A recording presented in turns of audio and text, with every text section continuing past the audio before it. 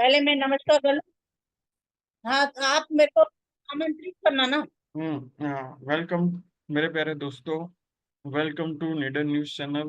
Welcome to Devnandan news channel and welcome to Alap Thakkar news channel.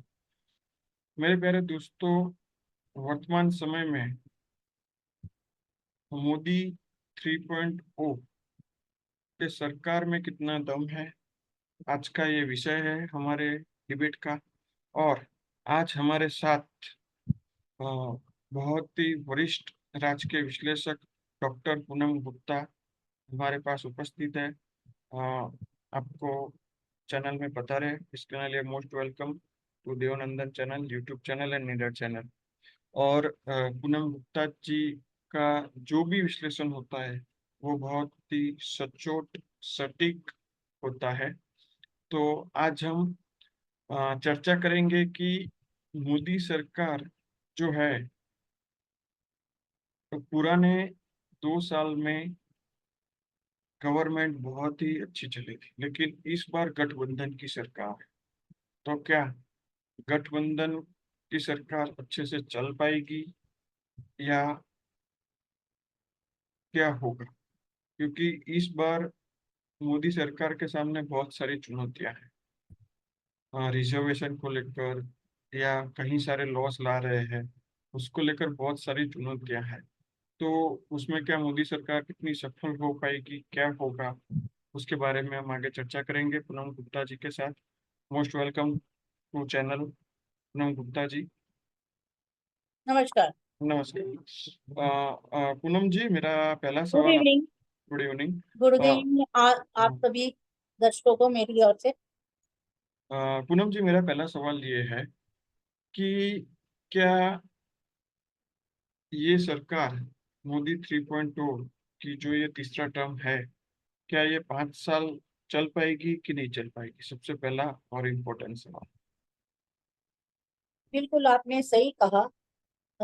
चुनाव नतीजे आने के बाद जो जिस तरह का मैंडेट मिला है, मतलब 240 को का बीजेपी सरकार, यानी मोदी जी को, ये बीजे भारतीय जनता पार्टी को 240 का जो मैंडेट मिला है, और उसके बाद एनडीए ने से मिल के, मतलब घटक दलों से मिलके सरकार बनाई है जिस प्रकार से मोदी जी ने, तो सबका आज की परिस्थिति में यही सभी सोच रहे हैं कि ये सरकार चलेगी नहीं चलेगी।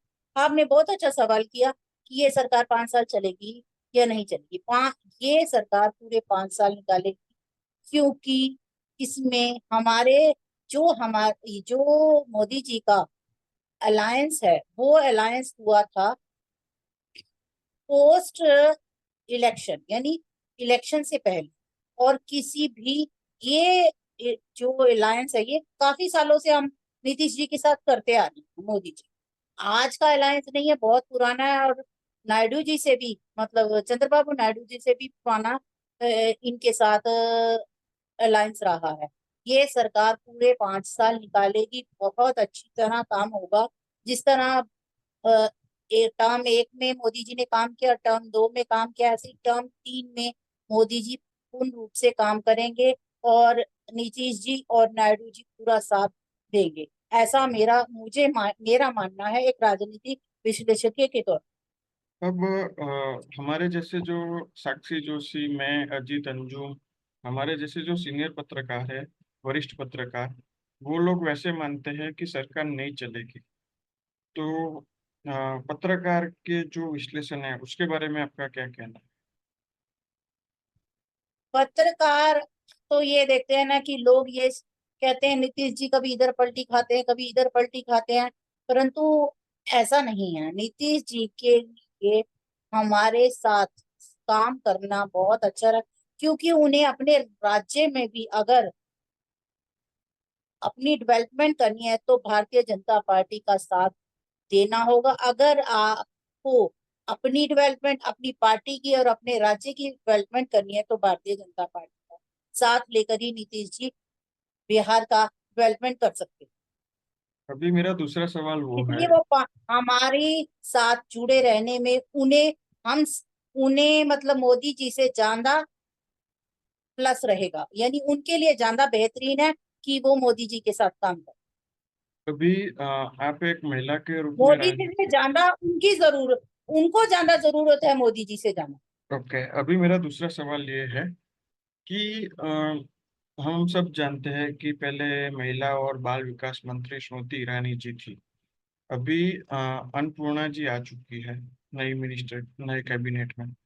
तो हम्म। वो क्या महिला और बाल विकास को लेकर जो महिला के साथ अत्याचार और वो सब हो रहे हैं उसको लेकर क्या वो नए लॉस लाएगी या चेंजेस करेगी या एक्टिव रहेगी वो? क्योंकि जितनी स्मृति ईरानी जी अमेठी में एक्टिव थी उसकी वजह से वो कई सारे प्रश्न हल नहीं कर पाए थे वो। तो क्या ये अन्नपूर्णा देवी जी सक्सेस हो पाएगी? देखिए समृति, जहां तक मेरा विचार है, एक राजनीतिक विश्लेषक के तौर पे समृति ईरानी ने बहुत काम किया अपने क्षेत्र में। थोड़ा सा वो मतलब पूरे भारत में काम करती हैं तो उस क्षेत्र में जाना कई बार पॉसिबल समय नहीं मिल पाता। जब आप एक मंत्री होते हैं, केंद्रीय मंत्री, तो आपको पूरा भारत देखना होता है। तो पूरा भारत देखने के नाते कई बार अपने क्षेत्र में जाना पॉसिबल नहीं होता। इस वजह से वो चुनाव का थोड़ा सा उनका, और कुछ प्रोपोगंडा ऐसा चलाया गया केंद्र सरकार की ओर से, ये अगर कांग्रेस सरकार की ओर से भारत देखना होता है। तो पूरा भारत देखने के नाते कई बार अपने क्षेत्र में जाना पॉसिबल नहीं होता। इस वजह से वो चुनाव का थोड़ा सा उनका, और कुछ प्रोपोगंडा ऐसा चलाया गया केंद्र सरकार की ओर से, ये अगर कांग्रेस सरकार की ओर से, कांग्रेस ने जो प्रोपोगंडा चलाया कि हम महिलाओं को इतने पैसे दे देंगे, इस वजह से समृद्धि ईरानी जी नहीं आ पाई। और रही बात अन्नपूर्णा जी की, अन्नपूर्णा जी बहुत बेहतरीन काम करेंगी। और जो मोदी जी के जितनी भी ये सेना बनी है, मोदी थ्री यानी मोदी सरकार थ्री में सभी बेहतरीन काम करने वाले मोदी जी ने अपने मंत्रिमंडल में शामिल किए हैं। अब मेरा तीसरा सवाल ये है कि इस कैबिनेट के अंदर टोटल 72 मिनिस्टर्स है, बराबर है? उसमें से बड़ी बड़ी मिनिस्ट्री बीजेपी वालों ने रखी है। आधी जो छोटी छोटी मिनिस्ट्री है वो टीडीपी और जेडीयू सबको दिया है। तो वैसा आपको नहीं लग रहा है कि इसमें गठबंधन टूटने की संभावना है मिनिस्ट्री को लेकर? ये गठबंधन टूटने की तो बात ही नहीं। और जो केंद्रीय मंत्रिमंडल बना है, आप ये कह रहे हैं टीडीपी और ये जेडीयू के साथ, ये मतलब उनकी सहमति से ही बना। और हमारी जो ये भारतीय जनता पार्टी है, सबसे बड़े दल के रूप में 240 सीटें हैं, उनके मुकाबले उनकी एक की 22 और एक की 16। तो मतलब उनके जितना उनका प्रतिशत बनेगा उतना ही उनको केंद्रीय मंत्रिमंडल में स्थान मिला। एक फार्मूला बनाया गया था 4 या 5 केंद्रीय मंत्री के ऊपर, मतलब 5 सांसदों के ऊपर आपको एक मंत्री पद मिलेगा। तो उस फार्मूले को ध्यान में रखते हुए केंद्रीय मंत्रिमंडल का निर्माण किया गया। और किसको क्या प्रभार देना है, ये एक पूरी टीम होती है जो तैयार करती है। मोदी जी के नेतृत्व में ये टीम तैयार करती है कि इसको क्या प्रभार मिलेगा। पूरी उनकी पिछला पिछला उनका काम देखा जाता है, क्या क्या उन्होंने काम किया, जो भी सब चेक कर कर ये केंद्रीय मंत्रिमंडल तैयार होता है। अन्यथा ऐसे नहीं होता कि किसी ने कहा और किसी को मिल गया, ऐसा कुछ नहीं। अभी हमने पहले भी देखा था कि दूसरी टर्म में रिसफल हुए थे मिनिस्टर्स कई सारे लोग। तो इस बार आपकी क्या संभावना लगती है कि इस बार तीसरे टर्म में भी रिसफल होंगे मिनिस्टर्स? देखिए आप सभी जानते हैं, अब हमारे जो हमारे ये भारतीय जनता पार्टी के टर्म 2 के नितिन गडकरी, सड़कों का निर्माण आपने खुद देखा हो किस तरह का निर्माण हुआ और कितनी फास्ट गति से निर्माण हुआ। आप यहाँ से देखिए ना, दिल्ली से आप मुंबई जा सकते हैं, ऐसी डायरेक्ट वाया रोड आप जा सकते हैं। हम्म। ऐसी ऐसी सड़कें बनी है, आप देखिए। द्वारका एक्सप्रेसवे आप जाके देखिए, आप ये जाके वहां पर ऐसा लगता है कि हम कहीं अमेरिका में आ गए हैं। तो ऐसी सड़कों का निर्माण हुआ है टर्म 2 में। मेरठ का एक्सप्रेसवे देखिए, इसके सारे जीवन जितने भी एक्सप्रेसवे ये मैंने अभी आपको उत्तर भारत के बताए हैं, अब उत्तर भारत के भी चुनिंदा दो चार। नहीं मतलब दक्षिण भारत में भी सड़कों का निर्माण हुआ है, मुंबई में भी निर्माण हुआ है, कलकत्ता की तरफ भी, मतलब सारी जगह। ये नितिन गडकरी जी देख लीजिए, अश्विनी वैष्णव जी ने रेल का क्या बेहतरीन काम किया है। वंदे भारत देखिए, आप दूसरी रेलें देखिए टाइम पे आने लग गई। रेलों को आप अपनी उससे वेबसाइट इतनी जबरदस्त हो गई, आप बुकिंग करिए दोबारा आपको कैंसिल नहीं करनी पड़ती, टाइम लेकिन एकदम एक्यूरेट। ले, रेल पे हम लोग, मैं तो रेल में ही सवारी करती हूँ अधिकतर, और रेल में ही जाती हूँ कहीं जगह, क्योंकि मुझे ये जो है एयरपोर्ट सूट नहीं करता, कानों में दर्द हो जाता है मुझे उसमें हवाई जहाज में यात्रा करने में। मैं रेल में ही यात्रा करती हूँ, क्योंकि रेलें इतनी बेहतरीन हो गई है ना, जरूरत ही नहीं है आपको हवाई जहाज में जाने की। तो मतलब आपका वो कहना है कि अब कांग्रेस सरकार में रेलों में स्टेशनों पे कूड़ा पड़ा रहता था, ऐसे कूड़ा फैला रहता था जैसे ये लगता है कोई हम कचरे में आ गए हैं, शमशान घाट में आ गए हैं। और आपके आज के आप किसी छोटे से छोटे स्थान पे भी आप रेल, मैं तो मतलब छोटे से शहर से हूँ बेहतर से, वहां का रेलवे स्टेशन आप जाके देखिए, वर्ल्ड क्लास रेलवे स्टेशन बना हुआ। अभी मेरा एक सवाल ये और है। सफाई, आप सफाई देखिए रेलवे स्टेशनों की आज, आप गए हैं, मैं तो उत्तर भारत में सभी जगह रेल से जाती हूँ, और रेल की आप ये देखिए कि वहां जाके आप एक एक स्टेशन छोटे से छोटा उठाइए, गांव का स्टेशन भी लीजिए आप, वो भी एकदम नीट एंड क्लीन मिलेगा। मेरा आपको और एक आप सवाल है। कहते हैं काम नहीं हुआ, काम क्यों नहीं हुआ भाई साहब, काम मैं क्यों नहीं हुआ, कौन कहता है काम नहीं हुआ?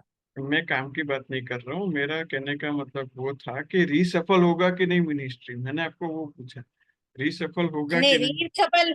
रीशफल नहीं हुई है, सभी को वही मिला है। री, रक्षा तीसरी मंत्री जी वही हैं, तीसरी रेल तीसरी मंत्री वही हैं। मैं वो कह रहा हूँ कि तीसरी बार रीसफल होगा कि नहीं मिनिस्ट्री में, आप समझे नहीं प्रश्न। नहीं, री आपकी आवाज कम आ रही थी, थोड़ी सी आवाज आने में, हाँ, थोड़ी आवाज कम आ रही है मेरे पास।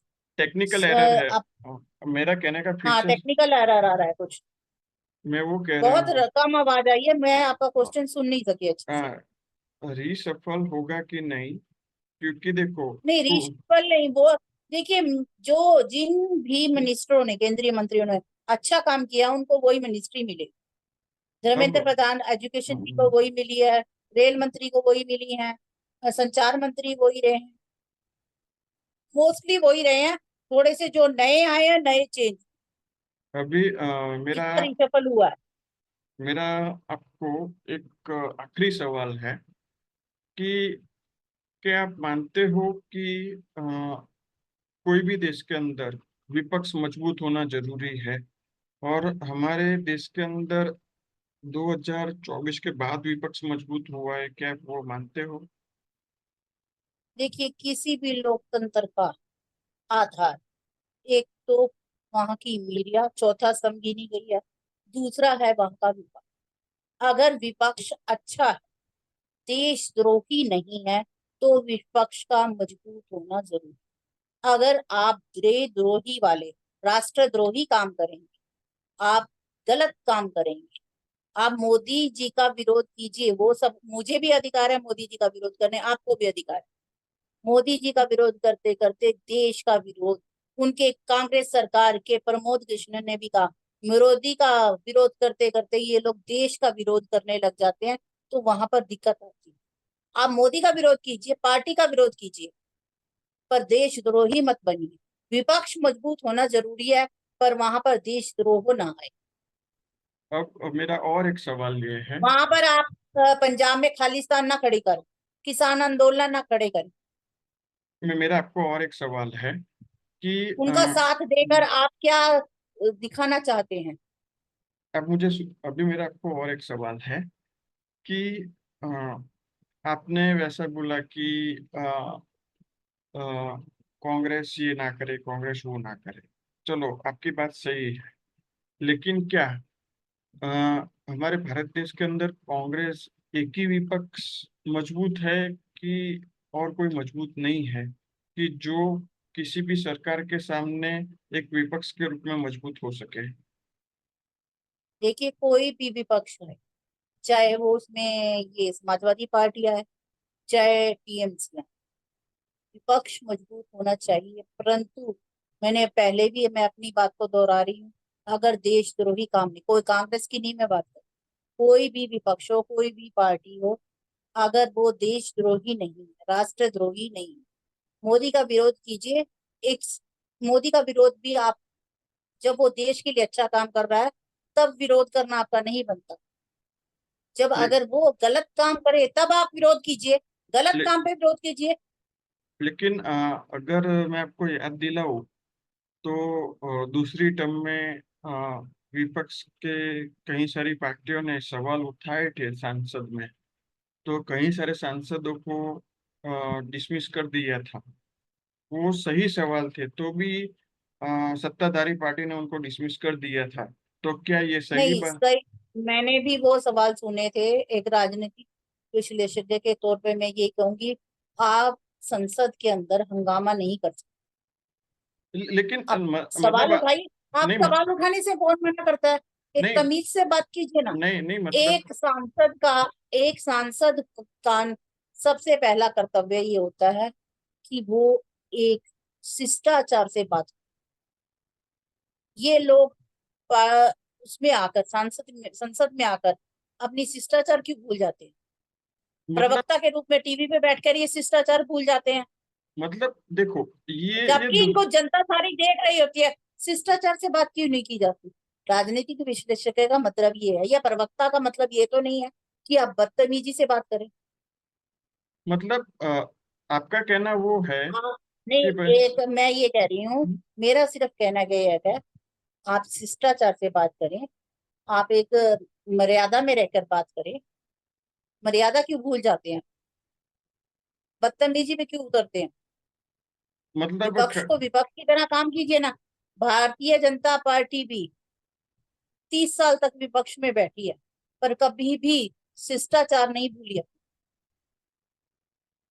तो आपने इस बार कहीं ये से नहीं है कि भारतीय जनता पार्टी एकदम सरकार में आ गई, 30 साल विपक्ष में बैठ के आई है, ये आप भी जानते हैं।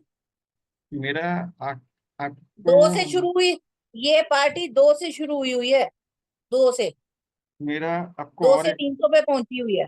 मेरा आपको लास्ट और एक सवाल ये है कि अम, मोदी सरकार के बहुत सारे सपने हैं, बराबर है इस आवाज नहीं आ रही आपकी, टेक्निकल एरर है, थोड़ा आ, सा आवाज ठीक कीजिए, तेज आवाज। आप मुझे सुन पा रहे हो प्रॉपरली? टेक्निकल नहीं एरर नहीं, है। आवाज नहीं आ रही है, आवाज नहीं। हाँ, अभी आप मुझे सुन पा रहे हो प्रॉपरली? आप मुझे सुन पा रहे हो एक अभी? मिनट में, मेरी तरफ से ना हो कोई यार, 1 मिनट।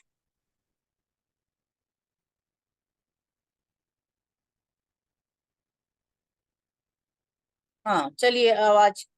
हाँ, अभी आप मुझे सुन पा रहे हो हम्म। प्रॉपरली?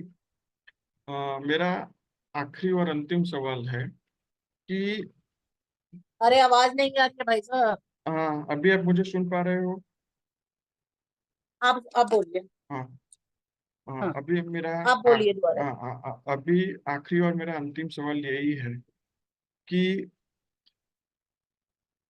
कोई भी सत्ताधारी पार्टी का अहंकारी होना ये देश के लिए फायदा कारक है या विनाशकारक है? सत्ताधारी पार्टी।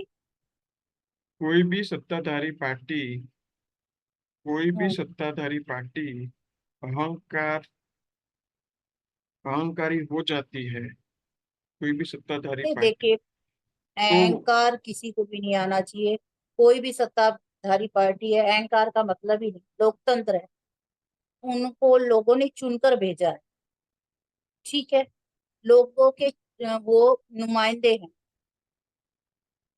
लोगों ने अपना नेता चुनकर उन्हें संसद में गए। अहंकार किस बात का? लोग उतार देंगे द्वारा, अगर आपने अच्छा काम नहीं करेंगे। सत्ता में जब ही आएंगे जब आप काम करेंगे और शिष्टाचार से काम करेंगे।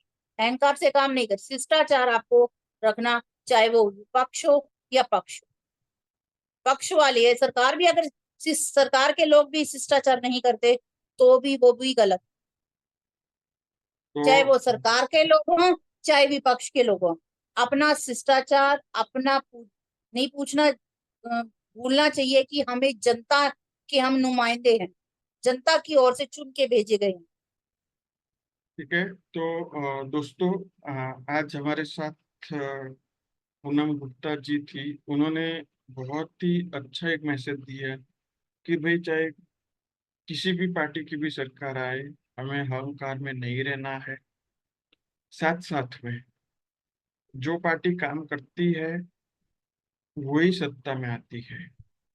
और सबसे बड़ी इम्पोर्टेंट बात, उन्होंने गारंटी के साथ बोला कि 5 साल सरकार चलेगी। सो अभी तो भी मोदी सरकार के सामने बहुत सारी चुनौतियां हैं। अब मोदी सरकार कितनी सफल होती है, क्या होती है, वो आने वाले दिनों में हम इसी चैनल में हम चर्चा करेंगे। लेकिन इसके साथ साथ हमारी ये चैनल सब्सक्राइब करना ना भूलें, क्योंकि वैसे ही अब हम पूनम गुप्ता जी जैसे हम बहुत सारे स्पेशल गेस्ट आएंगे, हम इनके साथ वैसे ही डिबेट करेंगे। और आने वाले दिनों में हम सरकार के बारे में या एंटरटेनमेंट की जो बॉलीवुड की सेलिब्रिटीज है या कई सारी हम्म। सेलिब्रिटीज है उनके साथ हम वैसे डिबेट करते रहेंगे। उसके लिए चैनल को लाइक शेयर और सब्सक्राइब करना ना भूलिए। Thank you very much.